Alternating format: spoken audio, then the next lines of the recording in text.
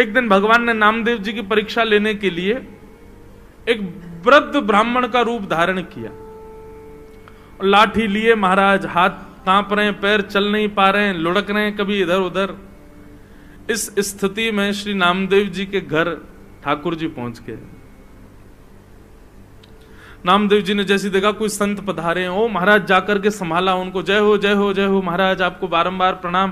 क्या हुआ? बोले अरे क्या बताऊं, 10 दिन हो गए मैंने भोजन नहीं किया है, मेरी स्थिति बहुत खराब हो गई है, मुझे अपने घर ले चलो, कुछ पवा दो मुझको। नामदेव जी तुरंत उनको अपने घर लेकर के आए, आसन पर सुंदर बिठाया, चरण आदि धोए। बोले ये सब मत करो भैया, मेरे भूख के कारण प्राण निकल रहे, जल्दी भोजन कराओ। नामदेव जी बोले भगवान आज एकादशी है, तो आप कहें तो मैं दूध पिला दूं। नहीं नहीं नहीं, दूध, तुम कैसी बात करो, भूख लग रही है मुझको रोटी सब्जी की, तुम मुझे दूध की बात कर रहे हो। ठाकुर जी परीक्षा ले रहे हैं नामदेव जी की, ब्राह्मण के रूप में आए। नामदेव जी बोले तो फल खा लीजिए। बोले फल खा लूंगा तो मुझे जुकाम हो रहा है, मैं फल नहीं खा सकता, मैं बीमार हो जाऊंगा, डॉक्टरों ने मना किया, वैद्यों ने मना किया है। नामदेव जी बोले तो फिर क्या आपको अर्पित करूं बताओ। बोले दाल भात बनवाओ, दाल भात बनवाओ, रोटी सब्जी बनवाओ, जल्दी वही पाऊंगा। नामदेव जी बोले क्षमा करें भगवान, द्वादशी तक प्रतीक्षा करनी पड़ेगी, अभी एकादशी चल रही है, आपको मैं अन्न नहीं खवा सकता। ब्राह्मण बोलने लगा मेरे प्राण निकल जाएंगे, मैं मर जाऊंगा अभी यहीं पर। अरे भैया, और शास्त्र भी आज्ञा करते हैं 90 वर्ष की ऊपर की आयु वाला नहीं भी करे तो चलता है, मेरी 90 के आसपास की उम्र है, अब कोई बात नहीं ना, आप हमको भोजन करा दो। नामदेव जी बोले भैया क्षमा करें, ना हम खाएंगे ना हम खाने देंगे, ये एकादशी का नियम है, ये तो करना पड़ेगा आपको। बोले मेरे प्राण निकल जाएंगे, मर जाऊंगा, तुमको अच्छा लगेगा तुम्हारे घर पर आकर के कोई ब्राह्मण भूखा मर जाए?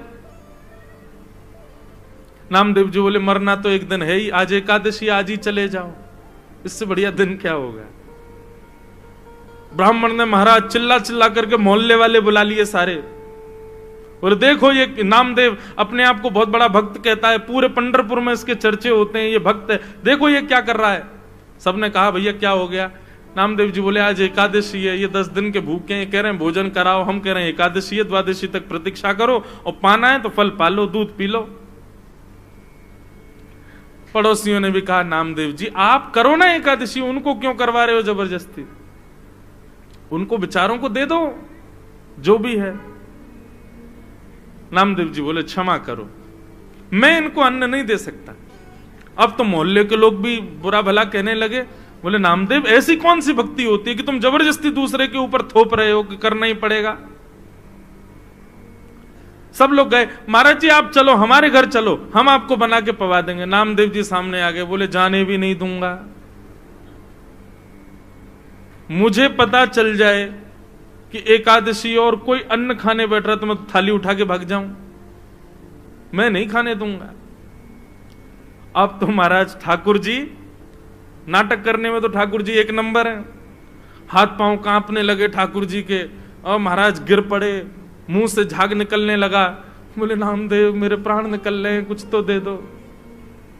अपने बच्चों को बैठाया, बोले सुनो कीर्तन करो, ठीक है आप प्राण त्यागो, वैकुंठ में जाइयो, वहां जाके ठाकुर जी से कहना वो पवाएंगे आपको। सब लोग नामदेव जी को गाली देने लगे, लेकिन नामदेव जी नहीं माने,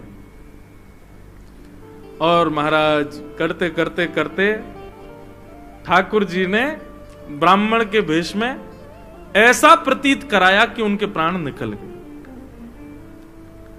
और जैसे ही प्राण निकले, मोहल्ले के लोग, पंढरपुर के लोग नामदेव जी को खड़ी खोटी सुनाने लगे। बोले अरे नामदेव ब्रह्म हत्या लग गई तुझे, ऐसी कौन सी एकादशी है, ऐसी कौन सी एकादशी जिस पर तू इतना ज्यादा मचल रहा है, आज तुझे ब्रह्म हत्या लग गई।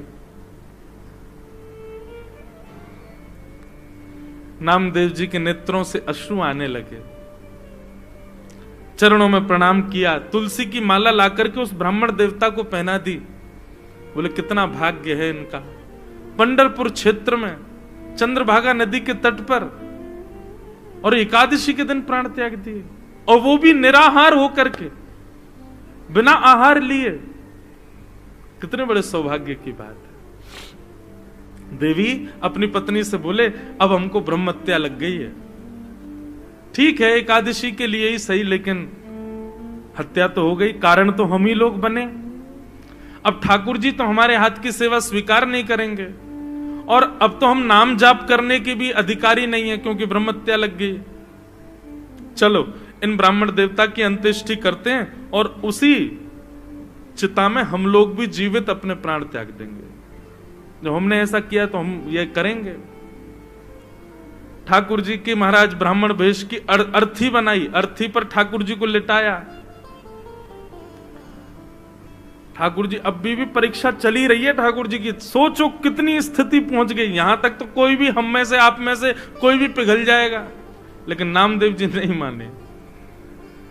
सुंदर चिता लगाई, चिता पर ब्राह्मण देवता को बैठाया, अपने छोटे से पुत्र को बैठा दिया, अपनी पत्नी को बैठा दिया उसी चिता पर, और स्वयं भी बैठ गए, और पंडरीनाथ भगवान का स्मरण करते हुए चंद्रभागा नदी को प्रणाम करके अग्नि का एक सुंदर लकड़ा लेकर के स्वयं चिता में अग्नि लगा करके नामदेव जी हाथ जोड़ करके बैठ गए।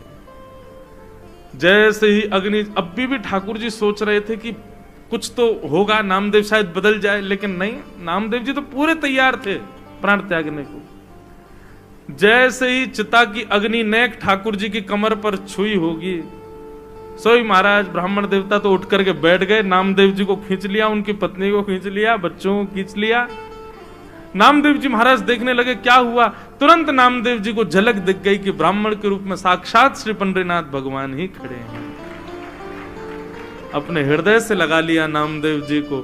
सब गांव के लोग इकट्ठे हो गए देखने के लिए, और जैसे ही हृदय से लगाया, ऐसा प्रतीत हुआ एक क्षण के लिए दर्शन देकर के ठाकुर जी वहां से अंतर्ध्यान हो गए। सब ढूंढने लगे ब्राह्मण कहां गया कहां गया। नामदेव जी ने बताया, बोले ब्राह्मण नहीं थे, श्री पंडरीनाथ ही आए थे और हमारी एकादशी की परीक्षा लेने आए थे।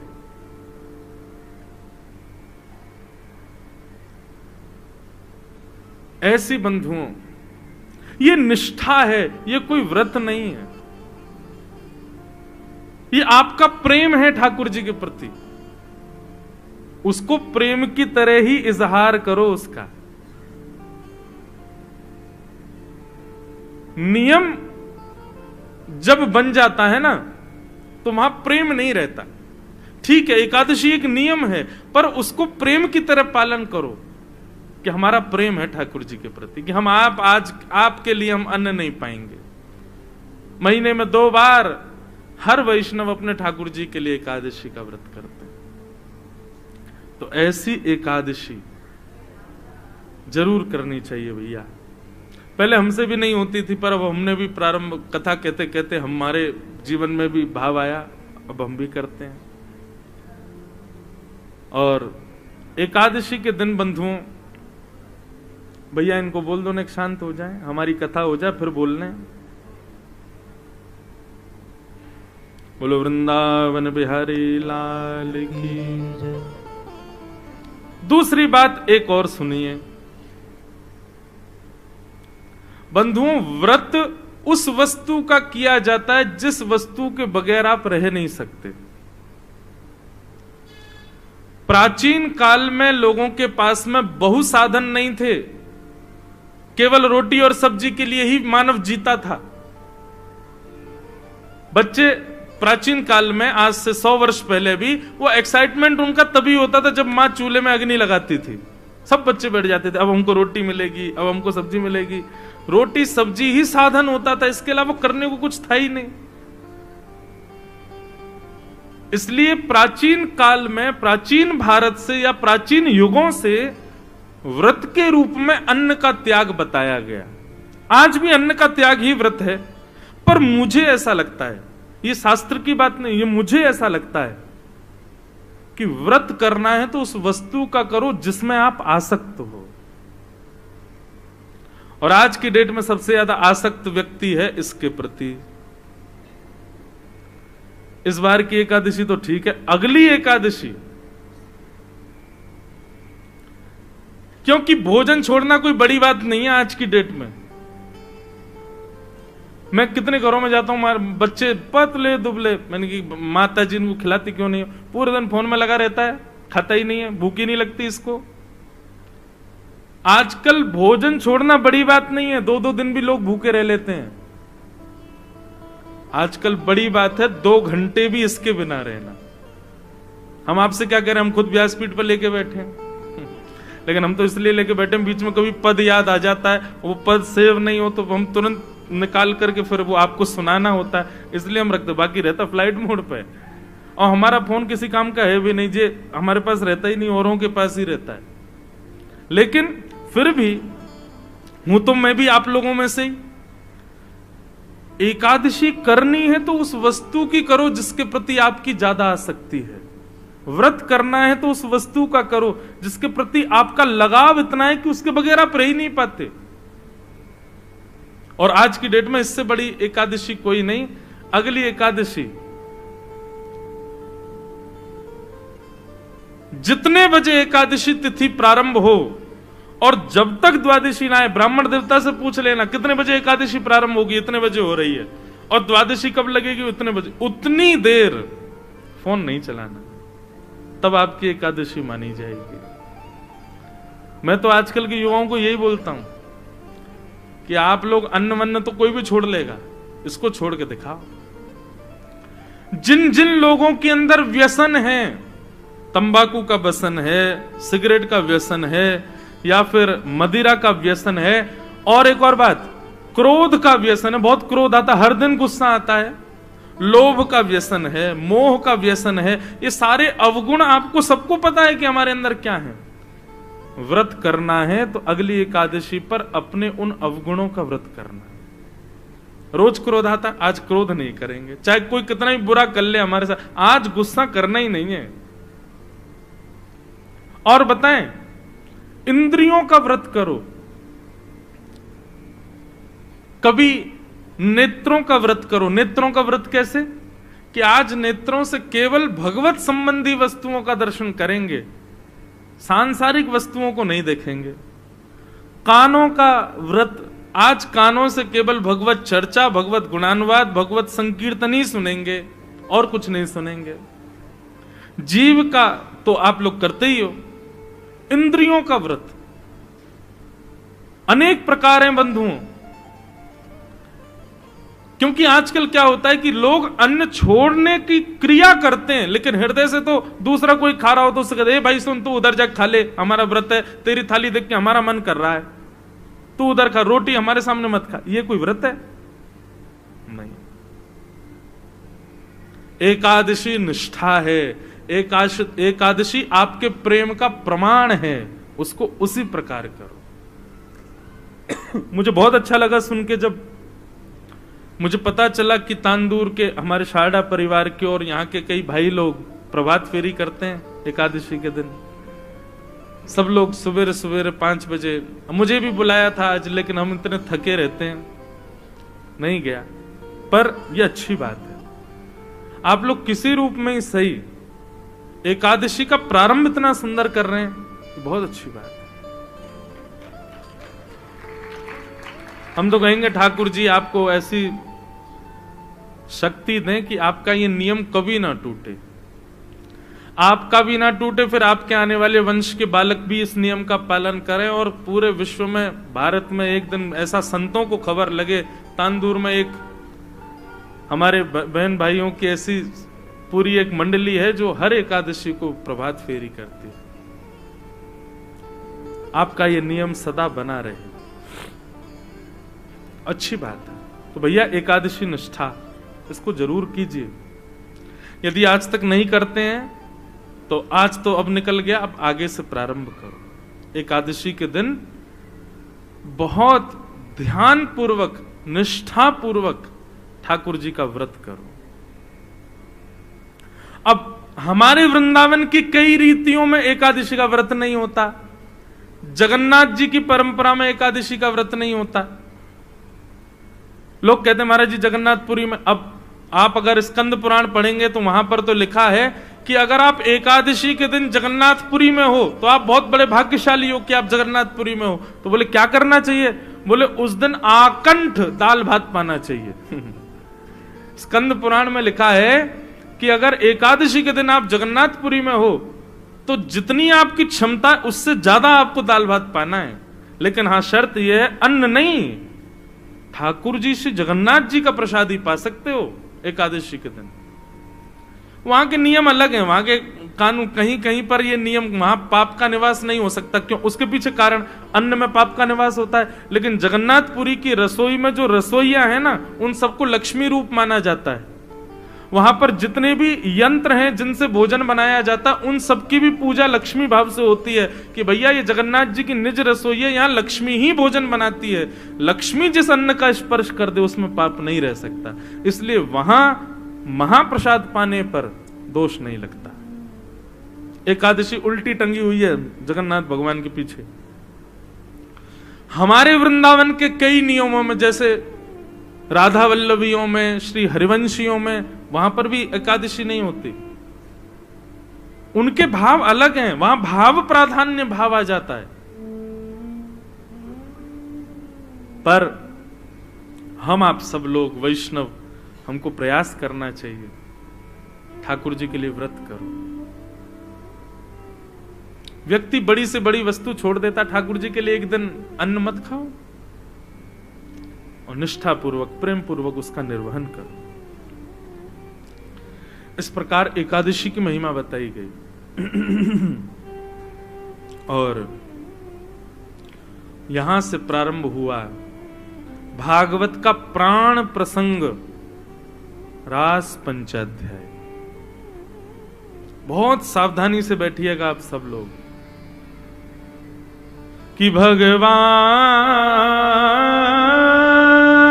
पिता रात्रि शरदोत्फुल्ल मल्लिका विक्षरन्तुं मनश्चक्रे योगमायामुपाश्रिता।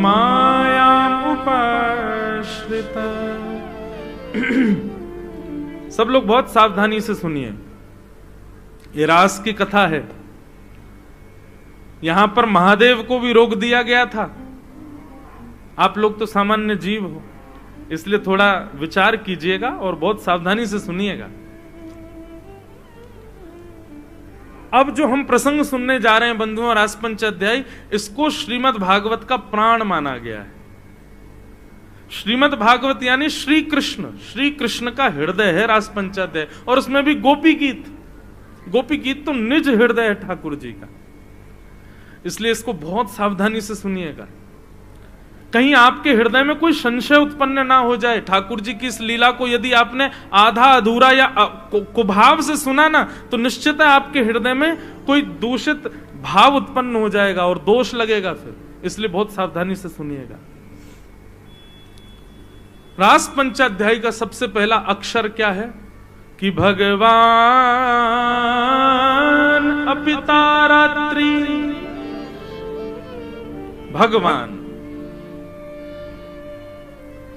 भगवान शब्द से रास पंचाध्याय का प्रारंभ होता है। आप लोग इतनी कथा सुनते हो, इतना मंदिर जाते हो, इतना सब गुरुजनों का संग करते हो, इतना पवित्र जीवन जीते हो, चलो मुझे बताओ भगवान की परिभाषा क्या है? भगवान कहते किसको है बताओ? केवल आप लोग सुनोगे उसी से काम थोड़ी चलेगा, बीच बीच में हमको टेस्ट भी लेना चाहिए। और मैं कहीं कहीं लेता भी हूं, यहां तो हम नहीं ले पाए, पर चलो हमें कोई एक व्यक्ति बता दे कि भगवान कहते किसको है। आप कहोगे मोर मुकुट वंशी वारे भगवान, लाओ अभी मुझे दो, मैं पहन के बन जाऊं भगवान। वस्त्र आवरण भगवान नहीं होते हैं। भगवान कहते किसको हैं? 6 ऐश्वर्यों से जो संपन्न हैं, 6 भग जिनके पास हैं, उनको भगवान कहते हैं। जैसे बल के अधिष्ठाता को बलवान कहते हैं, धन के अधिष्ठाता को धनवान कहते हैं, ठीक वैसे ही 6 भग जिनके पास हैं वो भगवान। और ये षड भग कौन कौन से हैं? ये 6 ऐश्वर्य कौन कौन से हैं? उत्पत्ति प्रलयम चैव भूतानाम अगति गति वेत्ति विद्याम अविद्याम च सवाच्यो भगवान इति। याद रखिएगा, जिसको ये पता है कि सृष्टि कब बनी थी और जिसको ये पता है कि संहार कब होगा, पता से नहीं, जो सृष्टि का आदि है, निर्माता है, और जिसके ही आदि हो, जिसके ही अधीन ये सृष्टि है, जब वो चाहे तब इसको तहस नहस कर सकता है। ये दो लक्षण जिसके पास है। एक बार हम स्कूल में जब पढ़ते थे तो हल्ला मचा था 2012 में पृथ्वी खत्म हो जाएगी, और फिर एक हॉलीवुड ने मूवी भी बना दी, लोग बाग डरते रहे, फिर हुआ 2020 में खत्म हो जाएगी। अब 2024 चल रहा, अभी तक तो कुछ हुआ नहीं। अभी ऐसा आ रहा है कहीं कहीं से, भारत में ही सुनने को मिल रहा 2026 में खत्म हो जाएगा सब। भविष्य मल्लिका नाम के ग्रंथ में लिखा है कि ऐसा होगा, वो होगा, पृथ्वी पर जय हो जाएगा। मुझे आप एक बात बताइए, सर्वनाश अभी नहीं हो रहा है क्या? हर क्षण सर्वनाश हो रहा है हम लोगों का। सूर्य दिन व दिन तेज युक्त होते जा रहे हैं, ग्लोबल वार्मिंग हो रही है, बर्फीले पहाड़ अपने पिघलते जा रहे हैं। चलो ये तो वातावरण की बात है, मानवों को देख लो, 100 वर्ष की आयु मिली हम लोगों, कौन जी रहा है 100 वर्ष? 100 से 90 पे आ गए, 90 से 80 पे आ गए, 80 से 70 पे आ गए। आजकल तो 25 वर्ष के बालक को 4 दिन पहले हार्ट अटैक आया। 25 वर्ष के बालक को, आप सबके बालकों को मैं देखता हूं, 3-3 वर्ष के बालक के आंखों में चश्मा लगा हुआ है। 3 वर्ष के बालक की आंखों में चश्मा। ये सर्वनाश नहीं हो रहा हम लोगों का? हम हर दिन प्रलय की ओर जा रहे हैं। क्यों? रोज के तब ऐसा होगा, तब ऐसा, कुछ ना कुछ हो ही रहा है हमेशा। हर साल एक नई चीज होती है। आजकल कोविड आ गया, अब तो कोरोना बड़ा साधारण हो गया, किसी को भी हो जाता है। जब आया था तब तो बड़ा भयावह स्वरूप था, मंजर था। तो भैया ये तो प्रकृति का नियम है, हर दिन कम हो रहा है, सब कुछ घटता ही जा रहा है। लेकिन जो परफेक्टली जानते हैं कि विश्व का नाश कब होगा, वो भगवान है। इसको कोई नहीं बता सकता कि पृथ्वी का सर्वनाश कब होगा, पृथ्वी कब बनी थी और पृथ्वी कब धूमिल होगी। ये जो जानते हैं, ये 2 लक्षण हो गए, उत्पत्ति प्रलयम चैव। दूसरी बात, भूतानाम अगति गति। मुझे ऐसा लगता है मैं ऐसा करूंगा तो इसमें मुझे फायदा होगा, लेकिन वो करने के बाद मुझको कोई फायदा नहीं हुआ, बल्कि बर्बाद और हो गए। मतलब आपने खूब जन्म पत्री दिखवाई, ब्राह्मणों से पूछा, सारे शुभ काम किए, लेकिन फिर भी उस काम में आपको लॉस हो गया। क्यों? क्योंकि कितने भी भविष्य कथन करने वाले हों, भविष्य कथन करने वाले हों, आपकी कहां गति होगी, कहां अगति होगी, ये कोई नहीं बता सकता।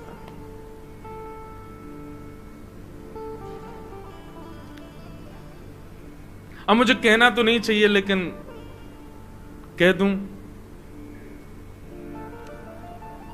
ज्योतिष भगवान के नेत्र हैं, भगवान के चक्षु माने जाते हैं। ज्योतिष ठाकुर जी के नेत्र हैं, पर उसका प्रयोग, ज्योतिष का प्रयोग ऐसे खाली पीली बैठे हमेशा नहीं करते रहना चाहिए। नहीं बता दो कल मैं जा रहा हूं वहां पे होगा कि नहीं, कल ये होगा कि नहीं। ऐसे अब हम लोग ब्राह्मण वेश में रहते हैं, बगलबंदी धोती पहनते हैं, तिलक लगाते हैं, तो जो अब आजकल तो कथाएं सुनते रहते हैं, लोग पहचान जाते हैं। एयरपोर्ट पे ट्रेन में जाएं तो महाराज जी कथा करते हैं, और जो नहीं जानते वो सीधे आप पंडित जी हैं, मैं यहाँ जन्म पत्री देखना आती है आपको, हाथ देखना आता है। सारे इंजीनियर सॉफ्टवेयर बनाने वाली थोड़ी होते हैं,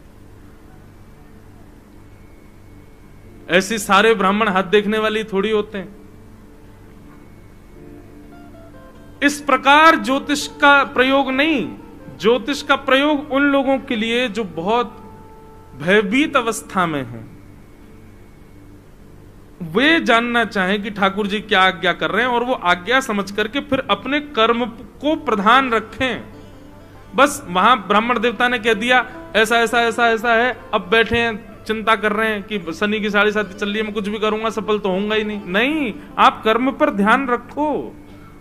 कई बार नक्षत्र ग्रह आपके कर्म की वजह से बदल जाते हैं, अच्छे हो जाते हैं।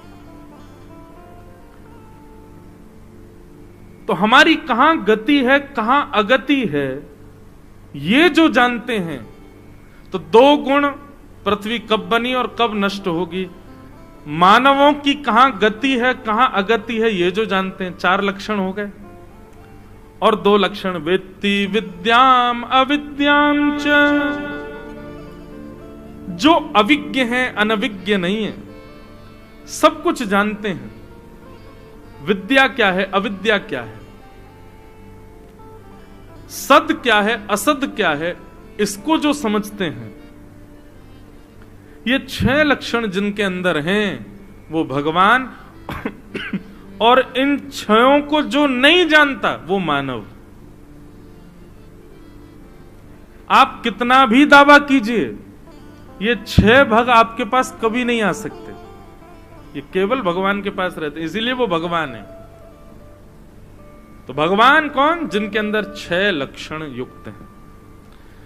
तो रास पंचाध्याय के प्रारंभ में श्री शुकाचार्य जी कह रहे हैं भगवान पिता रात्रि, बोले आगे की लीला सुखदेव जी कहते हैं भगवान कर रहे हैं। भगवान कौन? 6 भगों से जो युक्त हैं वो भगवान। शरदोत्फुल्ल मल्लिका। अब बंधुओं थोड़ी प्रेम लक्षणा कथा होगी, आप सब लोग ध्यान से सुनिएगा। वृंदावन में शरद पूर्णिमा का चंद्रमा उदित हुआ। शरद पूर्णिमा के प्रकाश से पूरा वृंदावन आच्छादित हो गया। गोपियों का जब चीर हरण ठाकुर जी ने किया था, तब गोपियों से कहा था कि हम शरद पूर्णिमा की रात्रि में आपको मिलेंगे, आपके संग रास विहार करेंगे। अच्छा, एक और बात, रास कहते किसको है? आप लोगों के मन में एक ही बात आई होगी, रास का नाम सुनते ही एक दूसरे के साथ नाचना, उसी को रास कहते हैं। डांडिया हाथ में लेके एक दूसरे को मारना, वही रास है? नहीं नहीं, रास कहते किसको है? रस और रास ये 2 बातें। रस का अर्थ होता है जहां वैष्णव प्रयास करते हैं ठाकुर जी की प्राप्ति करने का, जहां पर मैं और आप यत्न करते हैं ठाकुर जी को प्राप्त करने का, उसको कहते हैं रस। लेकिन हमारे रस से प्रसन्न होकर जब ठाकुर जी प्रयास करते हैं हमसे मिलने का, उसको कहते हैं रास। समझ में आई बात?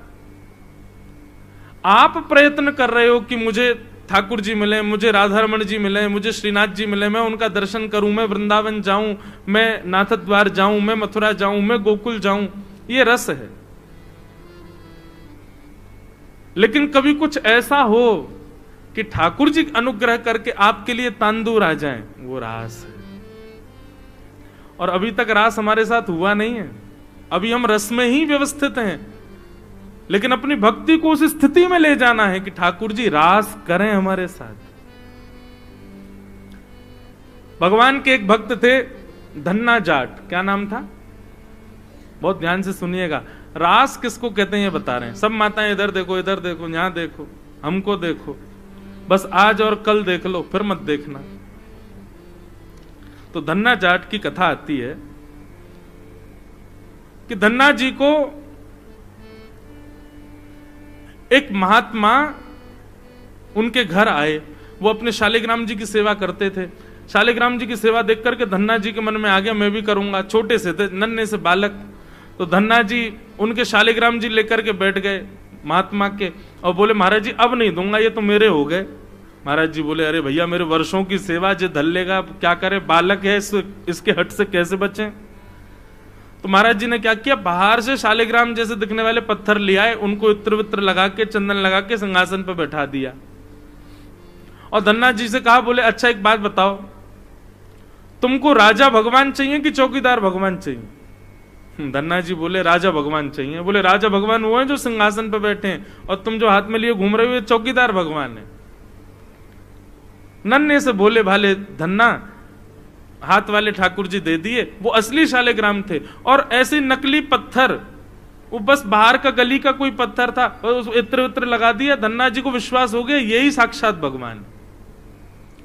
अब तो धन्ना जी उनकी सेवा करने लगे। माँ से कहते माँ रोली लेके आओ, चावल लेके आओ, चंदन लेके आओ, मुझे दिलाओ, मुझे श्रृंगार करना है। माँ कुछ नहीं दिलाती थी, तो क्या करते थे, रसोई घर से हल्दी ले आते और हल्दी में जल मिला के उसका तो चंदन लगाते थे। और ईंटा होते, ईंट को तोड़ के, उसको लाल लाल ईंट होती है, उसको घिस करके तिलक बन जाता, वो तिलक लगा देते अपने ठाकुर जी को। और मां जो थाली लगा करके धन्ना को देती थी ना, वो थाली लेकर के धन्ना जी अपने ठाकुर जी के पास जाते और कहते ठाकुर जी आप भोग लगा लो। गुरु जी बता के गए थे कि पर्दा लगा के भोग लगाना, तो धन्ना जी पर्दा लगा करके बैठ गए और लगा करके कह रहे ठाकुर जी अब आप पालो, मैं देख नहीं रहा, आप प्रेम से पाओ। थोड़ी देर बाद धन्ना जी ने कहा कि ठाकुर जी भोग लग गया। जैसे पर्दा देखा थाली यूं की तो ही रखी थी, नहीं पाया ठाकुर जी ने। धन्ना जी तो व्याकुल हो गए, बोले कि लाल जी आप पा क्यों नहीं रहे हो? अरे भूखे रहोगे तो फिर कैसे काम चलेगा? थोड़ी बहुत देर मनाते रहे, ठाकुर जी ने फिर भी नहीं पाया। तो धन्ना जी बोले आप भूखे रहोगे तो मैं भी भूखा रहूंगा, मैं भी भोजन नहीं करूंगा, मत खाओ मैं भी नहीं खाऊंगा। वहीं सो गए ठाकुर जी के मंदिर में ही। थोड़ी देर में ऐसी आवाज आने लगी जैसे मानो कोई चटकारे ले ले करके कुछ पा रहा है। जैसे अचार कभी खट्टा हो तो उसको ऐसे करके चाटते हैं ना, ऐसे चटकारों की आवाज आती है। या दाल चावल पाओ तो अपनी उंगली चाटो तो उसके चटकारे, ऐसी ध्वनि आने लगी चटकारों की। धन्ना जी बोले भाई ये चटकारे कौन ले रहा है? जैसे ही पर्दा हटा करके देखा तो नन्हे से गोपाल जी बैठे हैं और पूरी दाल भात ऐसे सान करके बढ़िया प्रेम से चटकारे ले ले करके पा रहे थे। असली शालिग्राम भी नहीं थे, गली के पत्थर थे, उनकी सेवा करते थे। असली रोली, असली चंदन केसर का नहीं था, हल्दी लगाते थे ठाकुर जी को। असली तिलक नहीं था, ईंट घिस के लगाते थे ठाकुर जी को। और उन धन्ना जी के यहां ठाकुर जी प्रकट हो गए। ठाकुर जी ने कह दी किसी को बताना नहीं, हम ऐसे ही मिला करेंगे तुमसे। धन्ना जी बोले ठीक है। अब धन्ना जी थोड़े बड़े हो गए तो अपने घर की गैयाएं चराने जाते थे, तो ठाकुर जी को सिंहासन से उठा के अपनी जेब में धर के ले जाते। थोड़ी दूर जाकर के ठाकुर जी प्रकट हो जाते और धन्ना के गले में गलवैयां डाल करके चलते। एक दिन धन्ना जी के पिताजी बोले धन्ना आज कहीं जाइयो मत। बोले क्यों? बोले आज तेरे गुरु जी आ रहे हैं जिसने तुझको ठाकुर जी दिए। धन्ना जी तो नाचने लगे, 10 साल हो गए, 10 साल बाद गुरु जी आ रहे हैं। बोले मेरे तो गैया चरावे जावे को समय है गया, अब क्या करूं? सो उसने क्या किया, गैया लेकर के थोड़ी दूर गया और ठाकुर जी को जेब से निकाल के नीचे दल लिया। बोले ठाकुर जी आज गुरु जी आ रहे हैं, आप गैया चराने जाओ। ठाकुर जी आ गए, उसकी गैया चराने चले गए। धन्ना जी लौट के अपने घर आ गए। भक्तमाल जी में कथा धन्ना जी की। गुरु जी आए, गुरु जी ने अरे वाह धन्ना बहुत बड़े हो गए तुम तो। गुरु जी सब आपकी कृपा। और बताओ तुम्हारे ठाकुर जी की सेवा पूजा अभी छोड़ दी कि अभी करते हो? नहीं गुरुजी आप देखे गए थे, बिल्कुल करता हूं। ये देखो उनका मंदिर, ये देखो उनका सिंहासन, ये देखो उनका बीड़ा भोग, ये देखो उनका प्रसादी, ये देखो झारी जी। संत बोले ठाकुर जी कहां हैं? बोले वो तो गैया चरावे गए। संत बोले मतलब? बोले ठाकुर जी गैया चराने जाते मेरे संग, आज आप आ रहे थे इसलिए मैं नहीं गया, ठाकुर जी अकेले चले गए। महात्मा बोले ऐसी बात बना रहा है, ठाकुर जी कहां से जाएंगे गैया चराने? बोले गए, मैं आपको दिखाऊं? वो दिखा।